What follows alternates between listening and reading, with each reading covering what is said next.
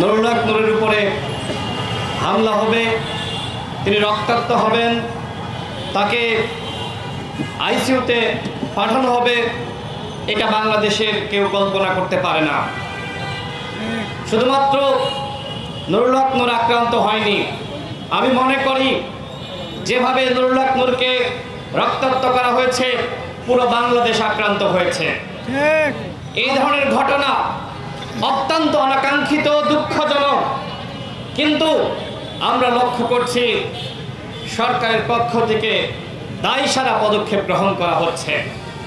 আমরা বারবার বলছি এই অন্তর্বর্তীকালীন সরকার আমাদের সরকার, এই সরকার গণঅভ্যুত্থানের সরকার। গণঅভ্যুত্থানের অন্যতম নায়ক নুরুল হক নূর, যারা রক্ত দিয়ে, যারা সংগ্রাম করে, যারা ঝুঁকি নিয়ে এই সরকার গঠন করলো, তারাই যদি এই সরকারের আমলে নিরাপত্তা না পায়, তাহলে সাধারণ জনগণ তারা কি অন্তর্বর্তীকালীন সরকারের আমলে নিরাপদ? আপনারা কি মনে করছেন যে আপনারা খুব নিরাপদে আছেন? আপনারা কেউই নিরাপদে নাই। আমরা প্রত্যেকেই ঝুঁকির মধ্যে রয়েছি, আমরা প্রত্যেকেই অনিরাপত্তা বোধ করছি। আর এই জন্য যদি বাংলাদেশকে একটি নিরাপদ দেশ হিসেবে গঠন করতে হয়, আমাদের সকলকে এক এবং ঐক্যবদ্ধ থাকার কোনো বিকল্প নাই।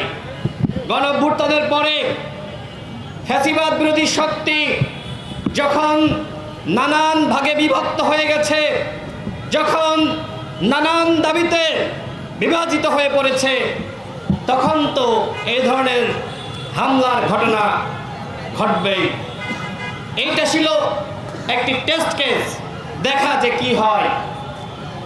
এরপরে গণঅভ্যুত্থানের অন্য নেতাদের উপরে, যারা হাসিনার পতন ঘটিয়েছে, এরপরে তাদের পালা সবেমাত্র শুরু হয়েছে।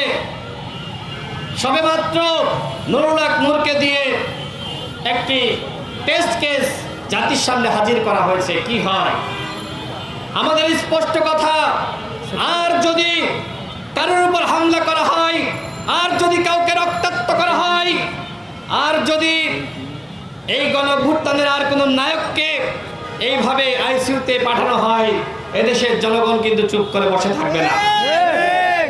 এক নুরুল হক নূরকে পাঠিয়েছেন, সারা বাংলাদেশে কিন্তু আন্দোলন শুরু হয়ে গেছে। যদি মনে করেন যে আপনারা আরেকটি ১-১১ তৈরি করার মাধ্যমে আপনারা ক্ষমতা দখল করবেন, যে বা যারা এই চিন্তা করছেন, আপনাদের চিন্তা কোনোভাবেই সফল হবে না।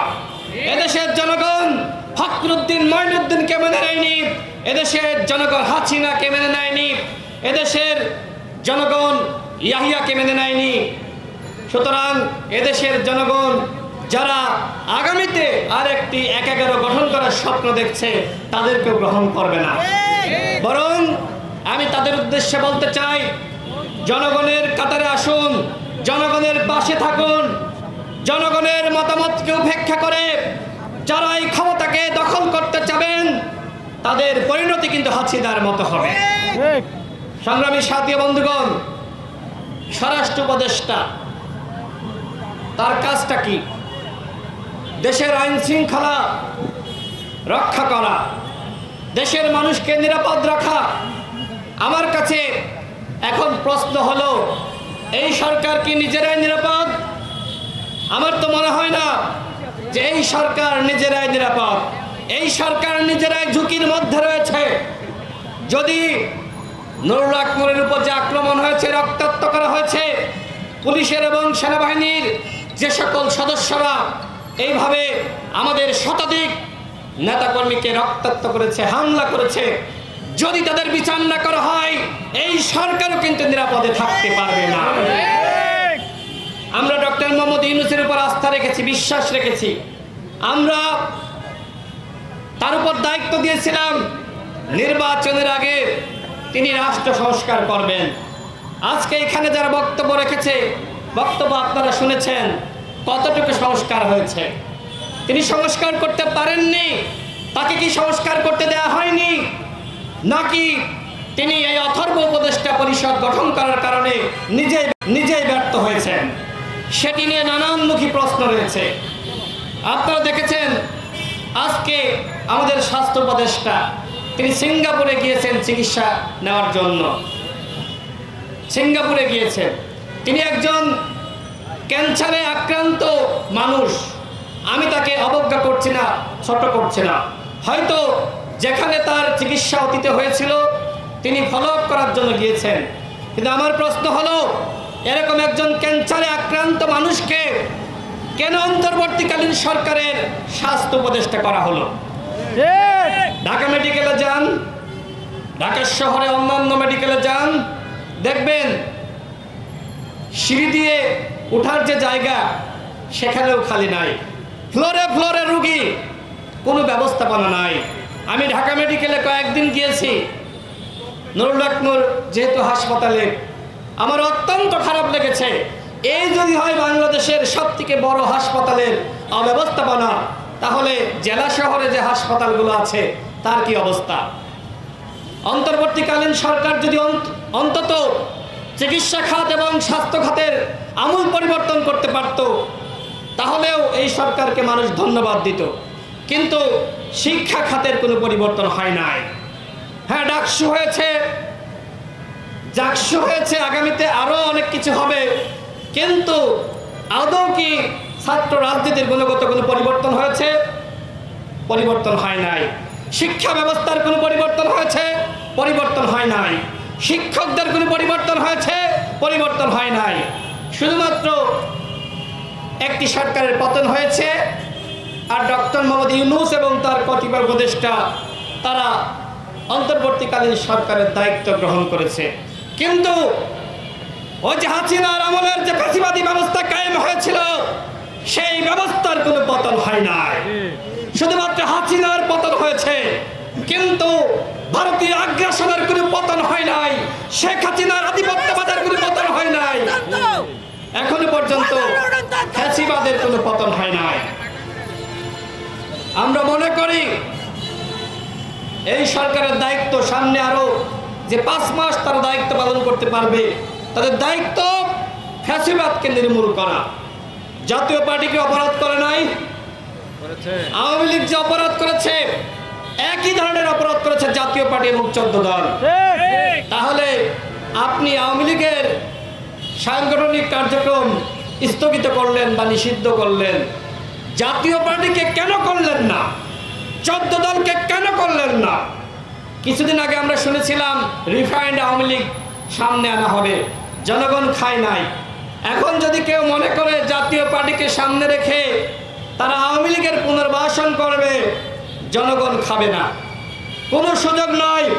ফ্যাসিবাদের দোসররা এবং ফ্যাসিবাদ এই বাংলার মাটিতে কোনো রাজনীতি করতে পারবে না, নির্বাচন করতে পারবে না, স্পষ্ট ঘোষণা। আমরা যারা গণ অভ্যুত্থানে অংশ নিয়েছি, আমরা কোনো পরাজিত শক্তিকে, জনগণের শত্রুকে আমরা নির্বাচনে অংশগ্রহণের সুযোগ দিব না ইনশাআল্লাহ। আর এই জন্য দরকার আমাদের ভিতরে একতা। আমরা যে বিভাজিত হয়ে পড়েছি, এই বিভাজনের সুযোগে নানান জন নানান ধরনের চক্রান্ত করছে। আপনারা জেনে থাকবেন মাসুদ করিম ওরফে এনায়েত করিম মিন্টু রোডের সামনে থেকে গ্রেপ্তার হয়েছে। প্রথম আলোতে সংবাদ এসেছে, আর কোনো গণমাধ্যমে আসে নাই। এই মাসুদ করিম অন্তর্বর্তীকালীন সরকারকে হটিয়ে সে আরেকটি জাতীয় সরকার গঠন করতে চায়, ফ্যাসিবাদকে ফিরিয়ে আনতে চায়। এই মাসুদ করিম দীর্ঘদিন ধরে শেখ হাসিনার দোসর হিসেবে কাজ করেছে। এখন সে বিভিন্নভাবে রাজনৈতিক দলের নেতৃবৃন্দকে বিভ্রান্ত করার চক্রান্ত করছে, সে গ্রেপ্তার হয়েছে। এরকম অসংখ্য মাসুদ করিম রয়েছে যারা ওই ভারতীয় রয়ের সহযোগিতায়, তাদের নির্দেশে আজকে দলগুলোকে বিভ্রান্ত করছে। আমরা শুনতে পাচ্ছি যে অনেকে দাবি তুলছে অন্তর্বর্তীকালীন সরকারকে সরিয়ে দিয়ে নির্বাচনকালীন নিরপেক্ষ সরকার, তত্ত্বাবধায়ক সরকার গঠন করা। আমার প্রশ্ন হলো, আমরা যারা এই রাজনৈতিক দলগুলো রয়েছি, ঐক্যমত কমিশনে আমরা যারা যাচ্ছি, এখন যদি তত্ত্বাবধায়ক সরকার গঠন করা হয়, আমরা কি ঐক্যমতে পৌঁছাতে পারবো? কোনোভাবেই সম্ভবপর নয়। সুতরাং এই সরকারের ভুলগুলো নিয়ে আমরা সমালোচনা করব। এই সরকারকে আমরা নিষেধ করতে পারি, এই সরকারের ভুল ভ্রান্তি নিয়ে আমরা আন্দোলন করতে পারি, কিন্তু সরকার ব্যর্থ হোক আমরা সেটি চাই না। আমরা মনে করি ডক্টর মোহাম্মদ ইউনূসের এই সরকারের অধীনে নির্বাচন হতে হবে। নতুনভাবে তত্ত্বাবধায়ক সরকার গঠন করতে গেলে এই যে এই বিভাজন এবং মতানৈক্য, এর সুযোগে কিন্তু আরেকটি একাগারে ফিরে আসতে পারে। সুতরাং আমাদের সকলকে সাবধান এবং সতর্ক থাকতে হবে। যারা ডক্টর মোহাম্মদ ইউনূসের পতন চায় তারা দেশ এবং জনগণের শত্রু। হ্যাঁ, সরকারের ভুলগুলো নিয়ে আমরা কথা বলছি, সমালোচনা করছি, কিন্তু আপনি যদি এই সরকারের পতন চান তাহলে কোন সরকার গঠন করবেন? আরেকটি সরকার যে আপনার পক্ষে আপনার হয়ে কাজ করবে তার নিশ্চয়তা কি?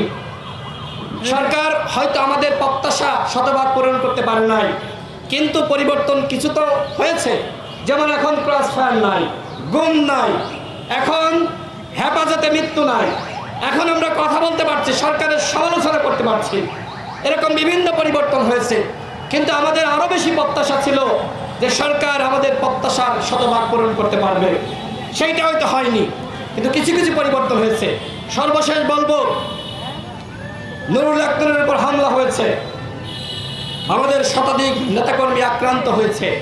আমাদের দলের পক্ষ থেকে বলেছি অবশ্যই এই ঘটনার দায় নিয়ে স্বরাষ্ট্র উপদেষ্টাকে পদত্যাগ করতে হবে এবং অন্তর্বর্তীকালীন সরকারের বিশেষ সহকারী, আমি শুনতে পাচ্ছি এই বিশেষ সহকারী খোদাবক্স চৌধুরী, তিনি আইজিপি এবং স্বরাষ্ট্র উপদেষ্টা, তারা জানতেন যে নুরুল আক্তারের উপর হামলা করা হচ্ছে। তাদের নির্দেশনার বাইরে নুরুল আক্তারকে আক্রান্ত করা হয়নি, রক্তাক্ত করা হয়নি। সুতরাং এই ঘটনার দায় নিয়ে অবশ্যই স্বরাষ্ট্র উপদেষ্টাকে পদত্যাগ করতে হবে। এবং খোদাবক্স চৌধুরী তিনি এখনো পর্যন্ত চুপ আছে। আমি প্রধান উপদেষ্টাকে বলবো, আপনার যতটুকু ক্ষতি করার এই খোদাবক্স চৌধুরী করছে। এর আগে আমরা দেখেছি যে একজন আইজিপিকে সরিয়ে দেওয়া হলো, ডিএমপি কমিশনারকে সরিয়ে দেওয়া হলো। এরপরে কি হয়েছে? আইন শৃঙ্খলা পরিস্থিতির কোনো উন্নয়ন করতে পেরেছেন? তাহলে পরিবর্তনটা করে লাভটা কি হলো?